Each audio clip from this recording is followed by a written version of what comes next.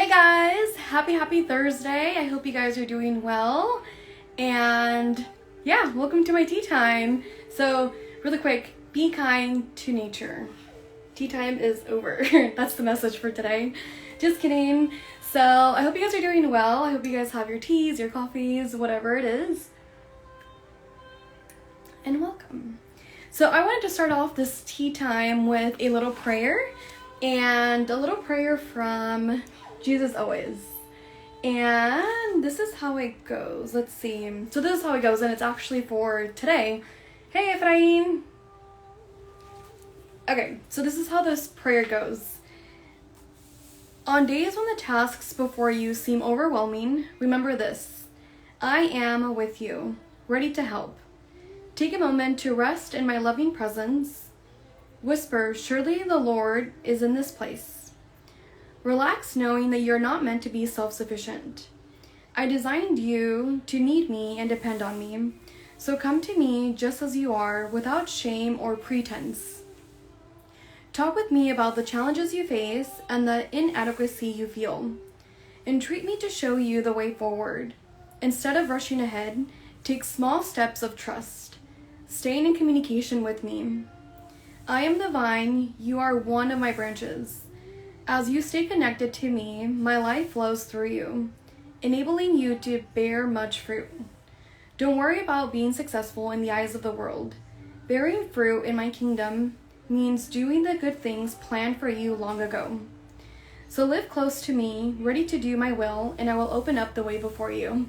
So that was a pretty sweet prayer that I'll share when we end this tea time. But hey, Susie. Hey, Arlene. Hey, Amber. So I would love to open up the conversation about being promiscuous and how many times we've been in those spaces out of a desire to want love, to want attention, to feel needed, to feel validated. And my tea time today, I wanted to share a practice that I shared with my friend Michael in his live when I got asked the question, how do you release sexual energy? How do you release sexual energy? How do you release intimate relationships from the past? And before I get to the practice that I did last summer, which now I know it's a cord cutting meditation, ritual practice kind of thing, I wanted to talk about that space of being promiscuous. And yeah, I don't think we talk about it enough, how many of us women and also men use that space to fill in voids. And we hear so much about people using drugs, people using addiction. There's other spaces where we've heard how, what's another thing? Addiction, drugs, what's another thing? Oh man, I'm having a brain fart right now. But we hear so many other aspects. Oh, food, right? How there are so many other tools or so many other things that we as humans use to fill in a void and to feel this high, this love, this feeling of wantedness.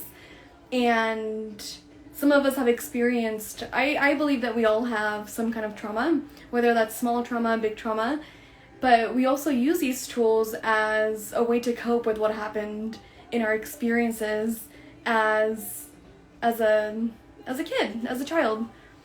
Amber says buying stuff. What are you buying, Amber? So I wanted to share a little bit of my own experience because that was totally me in my early teenage years and even my early 20s, and just a couple of years ago where I didn't even make the connection that I would use that space, the being promiscuous, dating men, to feel validated, to feel loved, to feel wanted, to feel and to fulfill that attention part of myself. And a couple of years ago when I went to Vietnam, that's when it clicked. So when I was all by myself abroad, I was going through just the feelings of being alone, right? I didn't have my family, my friends, and even if I wanted to contact them, it was such a huge couple hours of a difference. So I was really in that space of being alone, and I could see how I wanted to jump into that space that I had used for such a long time of dating and of sex. And I remember one time, like, there was one night where I stayed in, and these feelings were starting to arise, like me feeling angry and like sad, and there's like this deep sadness, and I did a meditation and I just started to cry and bawl. And in that moment it clicked, like, oh, I use that space to not feel, to feel a high instead of these feelings, to feel validated and wanted. And it didn't like click right away, like I became aware of it for the first time, and I was still in my space of that, you know, like the promiscuous, like just going around, and that sounded so bad. And the last time, let's see, how do I word this?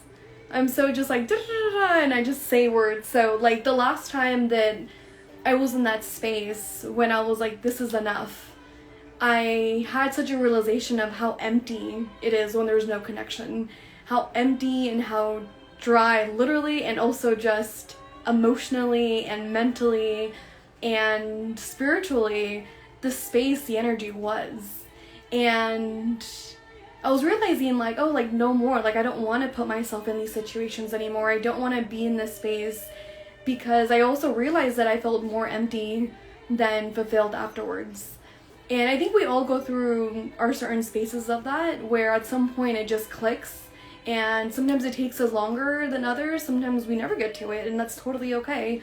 But I wanted to talk about it. So let me know if you have like a similar story, or if you want to share anything that comes up for you as I'm sharing.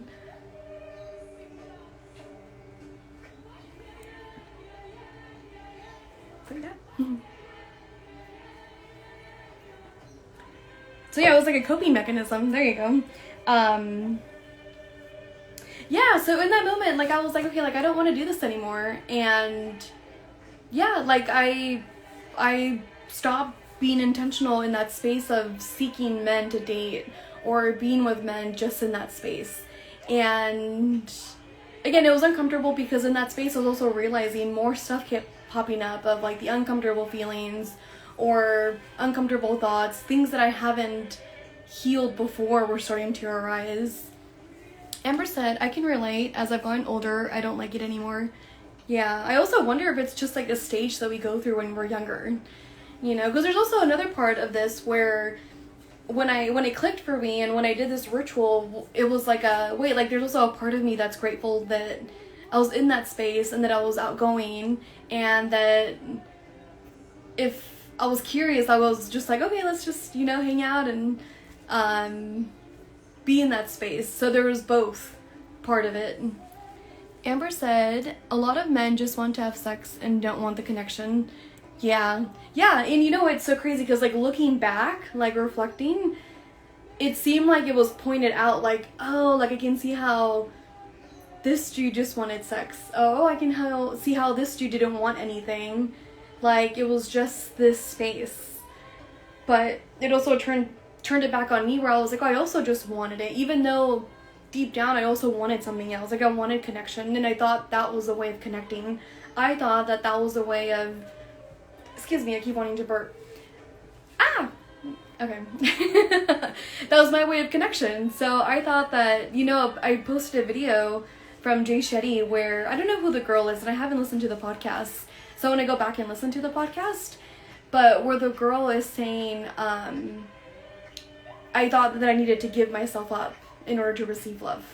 So something along those lines. So for me, it was like I thought that I had to do this right away, to give myself up, to give my body up right away in order to have connection, in order to have a genuine deep connection with somebody. And it's not until now that I'm older that it's like, oh no, it's not like that at all. Hey Tala! Happy graduation, by the way! How are you? So yeah, so I wish we could all talk about this a lot more, and I wish it was more common to talk about, because I know there's like a stigma, not a stigma, but a lot of us name it as like daddy issues, and part of it is like it could be funny, and part of it is like there's so much truth in it, right? Like, not that I like to call stuff issues either, but it's work. Like it's our own work to to go deep into that space and to realize like what's our intention with it, and to go deep into that space and learn like how did we learn to give our bodies up in that space for XYZ or Y, and how we can go to that space and heal ourselves, right? So the practice, it was interesting that I did last summer, came up through like a therapy session, because the year before, like I had this realization of like, oh man, like I've used this for XYZ for as long as I could remember. I was pondering on love, like what did love mean in a relationship? And it was like months that I was just pondering like, what is love? Like what is love? Like at this point, in that time I was like, at this point I don't know what love is. And I was just pondering, and when I came back to the States, it was brought up even more, like our bodies and the energy and how we pick up energy and how to release energy and like how much we have that's not ours. And it was just like a thought in my head, like, oh, I wonder if we pick up energy sexually from our partners or from whoever we're with when we're with them, because that's a really intimate space. That's a very sacred, intimate space where really like two people become one, in my perspective. And I never looked at it that way. So I was like pondering, like, oh, like I wonder. And I remember looking it up, and there's a very few stuff that said yes. And I went into my therapy session and I asked my therapist, like, hey, do you think that we can pick up energy from our partners when we're sexually active with them? And she was like, what do you think? And I was like, yeah, like I think so. There's like a really strong feeling in my gut that was like, yeah, like there is. And I was pondering like, okay, how can I release it? And one of the things that I read was like writing a letter, and just like writing like what you felt and how you wanted to release it, and burning it. And again, like I was just pondering on it, and I got more into the space of learning about trauma and how, yeah, like there's so much that it's also not ours, right? Like it just resonated, the same core message of how it's not how we pick up energy and how we do carry stuff that's not ours, and how a lot of the stuff that have ripple effects, again, like it's not ours but we pick it up, resonated a little bit. So I was like, huh, right? So there's this one summer, or last summer actually, where I did this ritual, I want to say ritual, or a practice, totally could be a practice, where I laid my yoga mat down and I lit some candles and I did a little bit of sage, like I cleaned the energy out, and I wrote a letter to myself. I wrote a letter to myself, and how did I do this? Let me think about it for a second, because I remember writing all the men that I had relationships with, sexually, emotionally, mentally. I wrote it down, and so I wrote down their names, and I wrote a letter to myself, forgiving myself. So it went something along the lines, I burnt it by the way, so I wish I had it so I could reread it. I totally would read it. But I wrote a letter to myself, forgiving myself, saying, hey Narita, I forgive you for using your body as a tool to not feel, as a tool to avoid, as a tool to feel a high. I mentioned something along the lines of like, I forgive you for you not knowing that your body is a temple and that your body is so sacred, and I forgive you for not respecting it. And what else did I put? Something along those lines. And then I wrote another letter also thanking myself, because in my therapy session it was brought up how, like not all of the times, but when I was younger, I was also very curious sexually, and I wasn't afraid to just act on it. So in my letter I also wrote to myself saying, you're so courageous. You are very curious at heart, and you're so courageous for acting on your curiosity and for going in there and also having fun.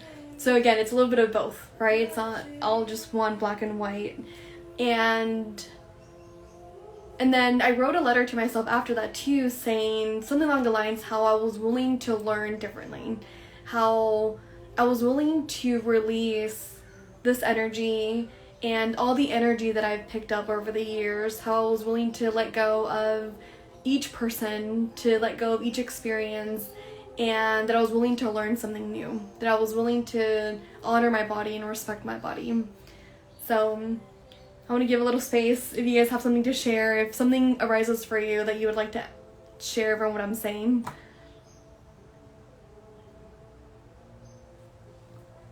You're welcome, Tala.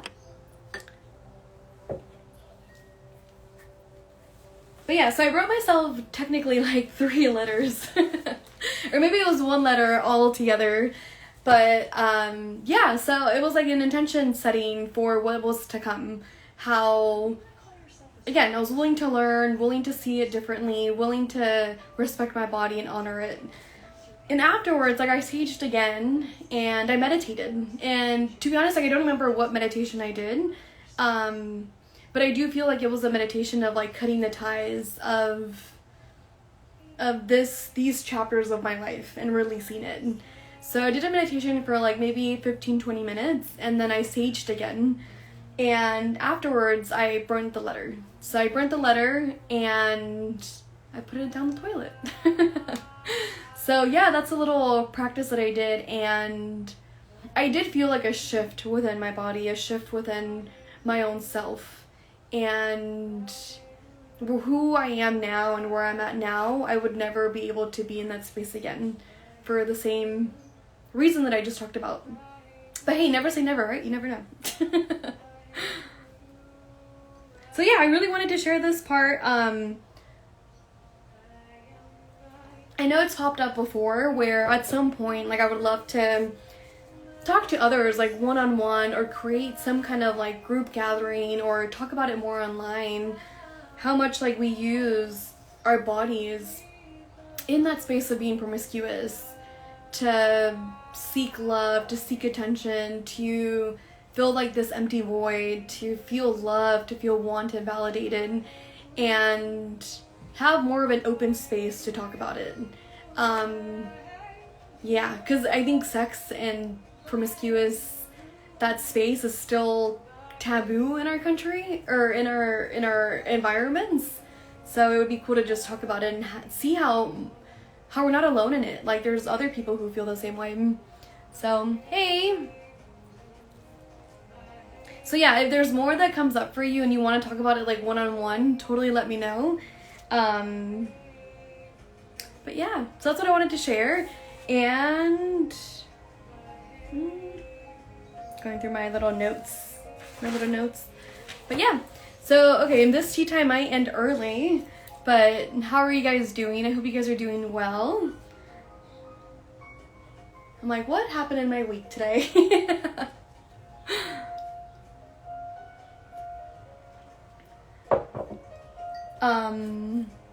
Yeah, there's like more that pops up actually to share, like what's going on in the moment in that space, where the partner that I'm with now, I can see the difference, or I can feel the difference. This feels super vulnerable sharing online, by the way, but something that I could see as like the different way of being, or the different space, or this new way, is that it's gentle, that it's loving, that it's intentional as well. And it's still fun, it's still like adventurous, and there's still a lot of curiosity in it, but it's very different, and you can feel it in the moment. You can feel in the moment when you're going with the intention of love, and in the intention of respecting your body, respecting your space, as to when you're just going just for the fuck of it in a way. Totally different energy, totally different feeling as well. Susie said I would have shared, but I was making breakfast. Let's get together soon though. Yeah. Yes. Super down. But yeah, okay, so I'm gonna end my tea time. And yeah, if anybody else is watching this like after this, feel free to reach out. Let me know what comes up for you. And I'm gonna end it with saying this prayer again. And yeah, it also I'm guiding meditation on Sunday, and yeah, I'm guiding meditation on Sunday at the Night Owl coffee shop in downtown Fullerton. So it's a free event. All you have to do is like buy a drink. So I don't know if it's free or not. But everybody is welcome to come, and I'm super excited and stoked. I'm a little nervous, but I'm excited, and I hope to see you guys there. Amber said, can't wait to find a person to feel that with. Yeah. You will. You totally will. It's, I remember when I was dating, too, like, I could see my patterns wanting to pop up, because, like, we all have a sexual, like, energy drive where we want it, and we want to have fun with it, and you guys know, I think. So, when I was dating last summer, I was in that space of, I was dating somebody for, like, maybe 2 months, but I could totally feel his energy was very sexual, and I was still, you know, like, hanging around because I like going out, like, and just going on a date, and I was so close to being like, okay, like, fuck it, like, we've known each other for 2 months, like, why not? But in that moment, I can feel that part of myself wanting to come up, where it's like, oh wait, this is like the old pattern, like.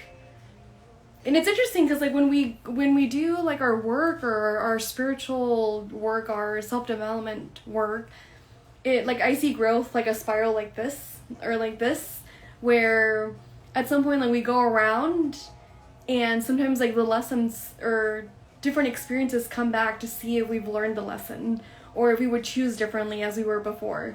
So in that space, I could see how I was, like, in that space, and I was like, oh, like, the Dorita that was, like, 18, 21, even, like, 24 would have been like, yeah, fuck yeah, like, why not?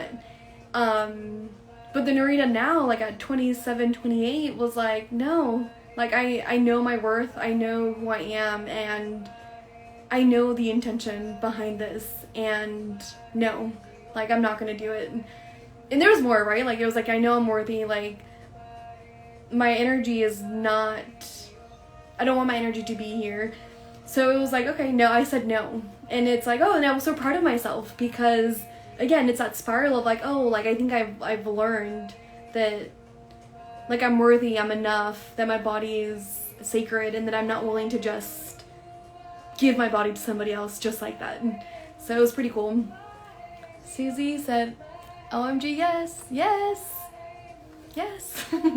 Probably felt so, what did you say, Amber? Probably felt so, oh, in pattern. Yeah. That's a really good word to use, empowered after breaking the pattern. Yeah.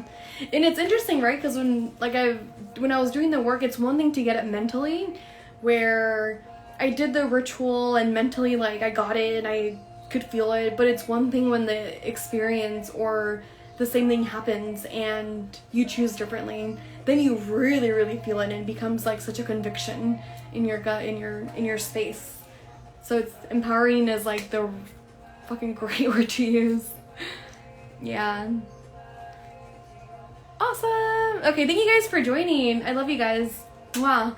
And let me finish this with this prayer. So this is how it goes. On days when the tasks before you seem overwhelming, remember this. I am with you, ready to help. Take a moment to rest in my loving presence. Whisper, surely the Lord is in this place. Relax knowing that you're not meant to be self-sufficient. I designed you to need me and depend on me. So come to me just as you are, without shame or pretense. Talk with me about the challenges you face and the inadequacy you feel. Entreat me to show you the way forward. Instead of rushing ahead, take small steps of trust, staying in communication with me. I am the vine, you are one of my branches. As you stay connected to me, my life flows through you, enabling you to bear much fruit. Don't worry about being successful in the eyes of the world. Bearing fruit in my kingdom means doing the good things planned for you long ago. So live close to me, ready to do my will, and I will open up the way before you. So this book, Amber, it's Jesus Always, by Sarah Young. I can send you a picture of it. It's a really nice prayer book. There's some stuff where, like, it's very scripture, and I have my own interpretation, like, oh, universe, or other words come to mind when I say the scriptures. But yeah. Okay, thank you guys. Much love, and I'll see you guys soon. Bye.